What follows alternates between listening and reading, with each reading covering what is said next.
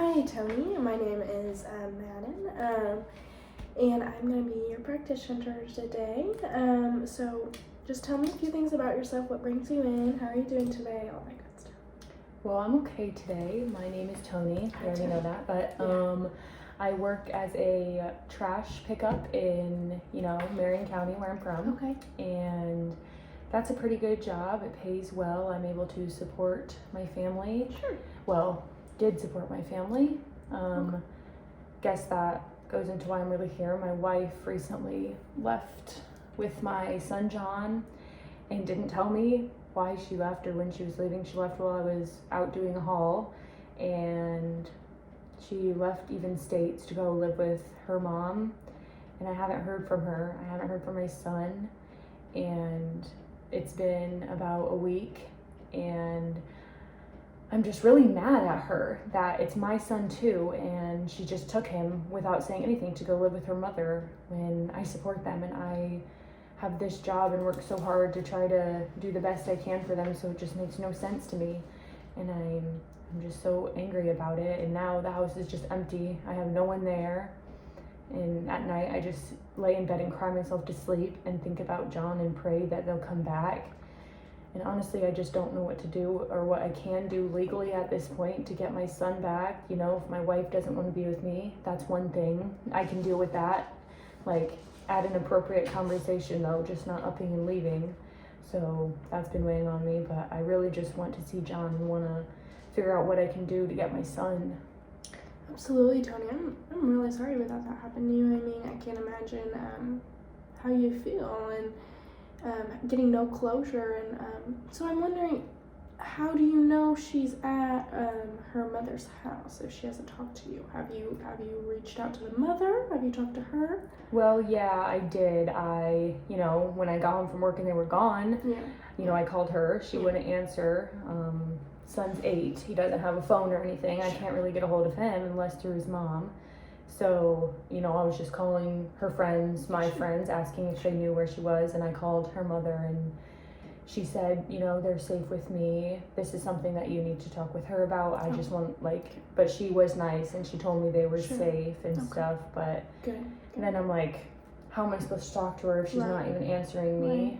So I wish that, I don't know, that she would at least just talk to me so I could understand what's going on. I just feel so, like you said, left in the dark, no closure.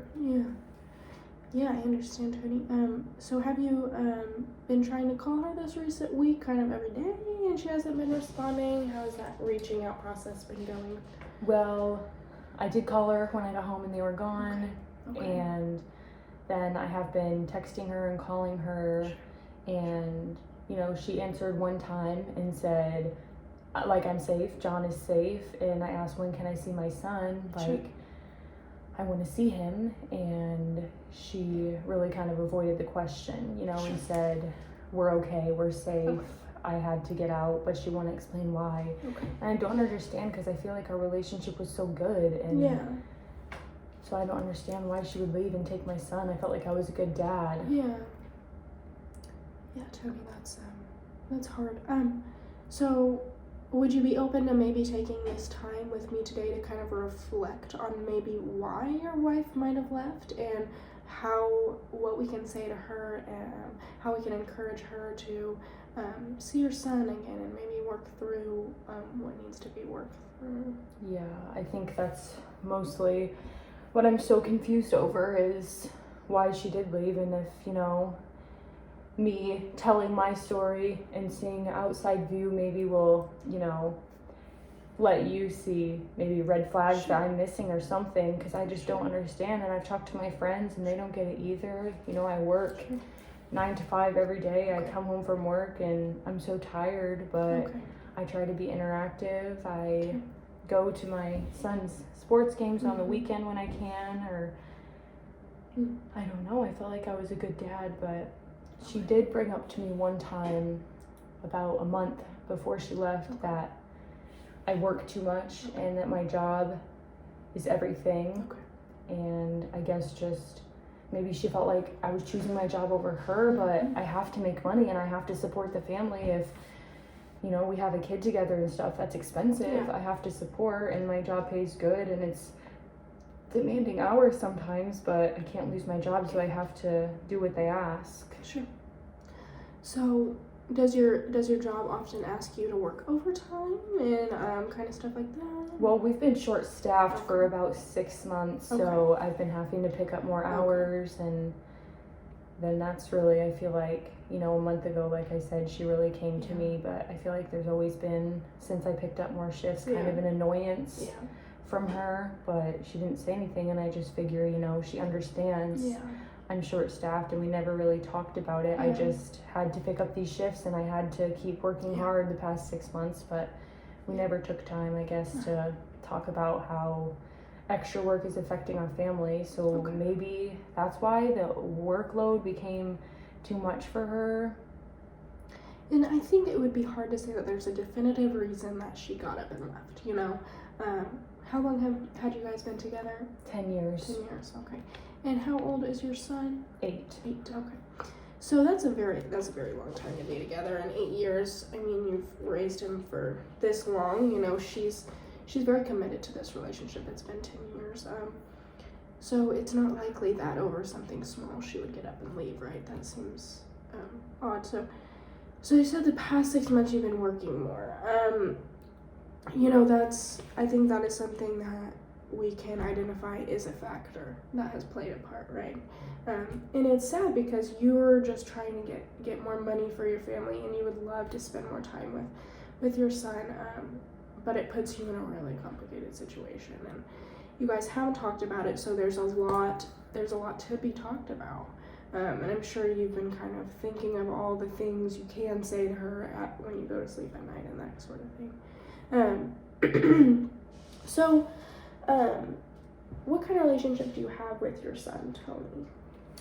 I think a really good relationship. I'd say, sometimes time is lacking just because the last 6 months, but I think other than the working more, like I said, I try to go to all his sports games on the weekends and be there for him. I mean, his mom stays home with him during the day, by both of our choices. That's what we wanted to do as a family, and so he spends a lot of time with her. She picks him up from school and takes him to school while I'm working. But I feel like we do have a good relationship. Sometimes he will, if we're all in a situation, he'll gravitate toward his mom a little more. But like I said, I think that is because of the time she spends with him, which I understand. But sometimes that can be hurtful. But I don't know. I guess I just am worried about him thinking that me working more means I don't want to see him or don't care about the family, but that's not the case. But I guess the more I talk about it and the more I think about it, it's just those conversations that I should have brought up or that we should have had that we didn't. And now I feel like it's stabbing me in the back. Yeah, I can see why you feel that way. Completely understand. So I can already tell you're reflecting on this and you're kind of seeing some new factors that you maybe didn't see before. Have you talked to your job about, maybe I can't do these extra hours? No, I haven't, just because I don't know. I don't want to be a complainer. I don't want to, seem like the little, baby of the group and can't handle the work because everyone else has to pick up hours too. I guess I've never thought about asking for less just because I feel like I have to and it's my responsibility to do it and I don't want to complain.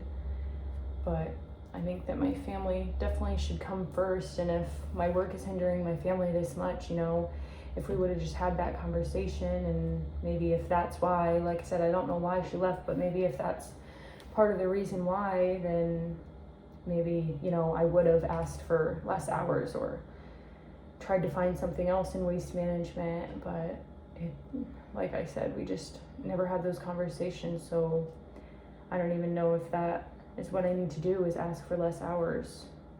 Sure, and that's just something we can consider, but I don't think that's at the forefront of our discussion today. You said it seems like you almost feel obligated to take on these hours, to take this excessive hours and stuff like that. So you've always been kind of a hard worker, Mm-hmm. is what I'm gathering, right? Yeah, I've And worked since I was 14, Okay. always, and sometimes it does wear on me and I Mhm. feel tired, but then I just think I have to support my family, so I guess work is kind of my main focus, which is kind of makes me sick hearing it come Yeah. out of my mouth, because I guess now talking to you, I see that work has been my main focus and I really have been lacking my family. It makes me really sad that I've just been doing this whole time when she told me that it hurt her, and I just keep working. Now, being in a family and working and when you don't have a super high paying job, you know, and it's short staff and work environments can get to the point where you feel so obligated to take those extra hours, right? So don't blame yourself for that, because you're already going through a hard enough time and it seems like they're almost taking advantage of you. So looking into the future a little bit, it sounds like you want to keep the family together if you were to, you know, get in contact with your wife again. Yeah, I do. I don't want to like have a divorced family and have to have my kid go from house to house and then even state to state if she's going to live with her mother. I don't want that for my child. And, you know, I thought we had a happy family. It's, you know, not like we were fighting or anything to make him feel like he had a bad family life. Like, we were a happy family together. So I definitely want that family back. Okay. So, and that means, you know, you have to be ready for those conversations, and that's something you're ready for. I think it is definitely something I'm ready for, and it's long overdue. I just don't really know how to go about having that conversation, since they are a state away, and her mother is really the only one who will update me, and I can't really talk to John because, like I said, other than through his mom. So I'm definitely ready for the conversation. I just don't know how to have the conversation. And how do conversations usually go between you two? Would you say the conflict's usually resolved? How We don't have much conflict. I think when she did bring up to me that I was working too much or that she felt like I wasn't home enough, I guess that wasn't really resolved, obviously, because I'm still working the same amount of hours, and I guess I didn't get mad at her.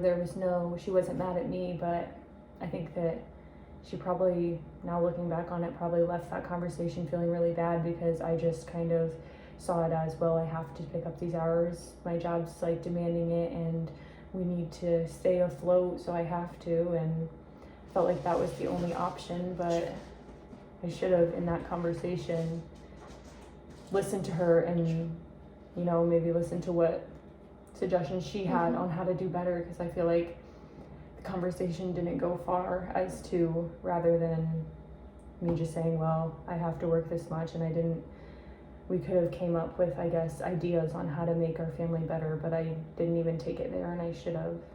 But other than that, conflict conversations, you know, if it's about, you know, disciplining John, I feel like we can always agree. She's my best friend. We've always been on the same page about parenting and everything.